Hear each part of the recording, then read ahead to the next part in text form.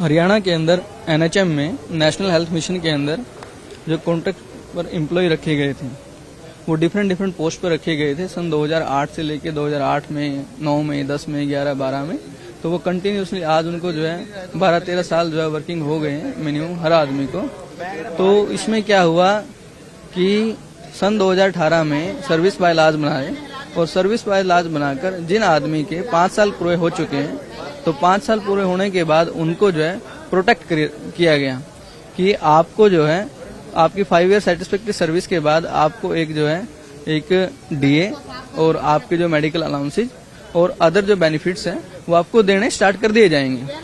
तो जब वो 2018 के बाद वो बेनिफिट उनको देने स्टार्ट हो गए तो उसके बाद में उनको बेनिफिट मिलते रहे और 3% एडिशनल इंक्रीमेंट उनका लगता रहा। तो 2024 में आके डिपार्टमेंट ने एक लेटर इशू किया कि भी आज के बाद जो है इनको ये जो एडिशनल इंक्रीमेंट जो दिए जा रहे हैं वो बंद किया जाता है विद इफेक्ट फ्रॉम 27/6/2024 और वो लेटर इशू किया जाता है 27/11/2024 को। तो एक एम्प्लॉय के पास जो है सोर्स ऑफ इनकम है उसकी एक सैलरी होती है। तो सैलरी पर वो हर आदमी ये सोचता है कि मुझे 3% इंक्रीमेंट मिलेगा या मुझे कोई 150 रुपये, 200 रुपये, 500 रुपये बढ़कर मिलेंगे तो मेरे लिए वो एक इजाफा है। तो 6 साल बाद डिपार्टमेंट ने आर्बिट्ररी एक्शन लिया और आर्बिट्ररी एक्शन लेते हुए ये कह दिया कि भी 27/6/2024 के बाद जो आपको बेनिफिट मिल रहे थे वो बंद हो जाएंगे। तो उसके बाद जो है ये इस लेटर का इफेक्ट जो है 15,000 एम्प्लॉइज पे पड़ा जो कि हरियाणा के अंदर डिफरेंट पोस्ट पे वर्किंग है। कोई एम्बुलेंस ड्राइवर की पोस्ट पे वर्किंग है, तो कोई एमओ की पोस्ट पे वर्किंग है, कोई जो है फार्मासिस्ट है, मतलब सब अलग अलग पोस्ट पे काम कर रहे हैं। तो उन्होंने हाई कोर्ट में आके अप्रोच किया। तो हाई कोर्ट में अप्रोच होने के बाद में 200 आदमी, 300 आदमी, 100 आदमी अलग अलग ग्रुप से वो आए।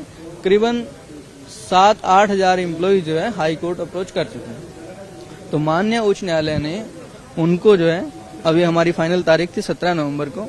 17 नवंबर को सभी बेंच मैटर्स जो इकट्ठे हुए सबको सुना और सभी एडवोकेट्स ने जो डिफरेंट एडवोकेट्स इंगेज किए सभी ने, तो सभी ने अपने पक्ष रखे और हमने भी उसमें अपने पक्ष रखे, जिसमें जो है माननीय उच्च न्यायालय ने केस को पूरे ध्यानपूर्वक सुना और सर्विस बाय लॉज को ठीक बताते हुए और उनकी जो सर्विस के अकॉर्डिंग जो बेनिफिट उनको दिए गए हैं उनको ठीक बताते हुए हमारे केस को अलाउ किया है।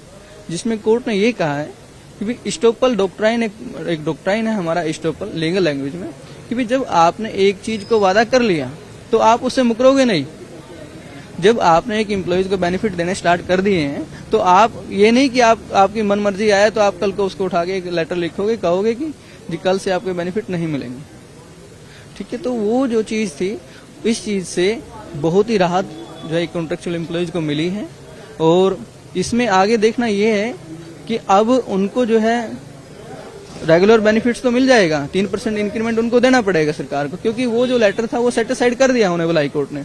तो सेट असाइड के बाद में अब उनका जो है एक जो मेन इशू उनका जो पेंडिंग है वो ये बचता है कि जो आदमी सन 2008 से सन 2009 से हरियाणा सरकार के अंदर काम कर रहा है, हरियाणा के हेल्थ डिपार्टमेंट में वो काम कर रहा है, तो उसको 12-13 साल हो चुके हैं। जो 12 से है तो उसको आज 2025 में 13 साल हो चुके हैं। और हरियाणा सरकार की एक पॉलिसी ये कहती है कि जिस आदमी ने लगातार सेटिस्फैक्ट्री सर्विस जो है 10 साल तक की है तो उसको हम रेगुलर करेंगे। तो और साथ में जो है हरियाणा सरकार ने एक एक्ट पास किया अभी, सिक्योरिटी ऑफ सर्विस एक्ट। तो सिक्योरिटी ऑफ सर्विस एक्ट के अंदर जो है उनको 58 ईयर सर्विस तक जो है सुपरन्यूशन किया जाएगा। तो उनको वहां भी उसमें भी एक्सक्लूड कर दिया गया है, वेराज वो भी तो एक हरियाणा गवर्नमेंट के अंदर काम कर रहा है।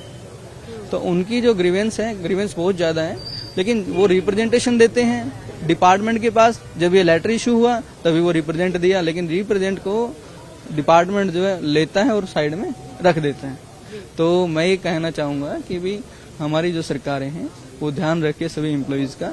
जो कॉन्ट्रेक्चुअल एक एम्प्लॉई है उसके पास सोर्स ऑफ इनकम और नहीं है, उसके पास एक वो जो उसकी सैलरी उसको मिल रही है पर मंथ, उसी से वो अपने घर का खर्च चलाता है, उसी से अपने बच्चों का गुजारा भत्ता करता है, उसी से अपने बच्चों की पढ़ाई लिखाई कराता है।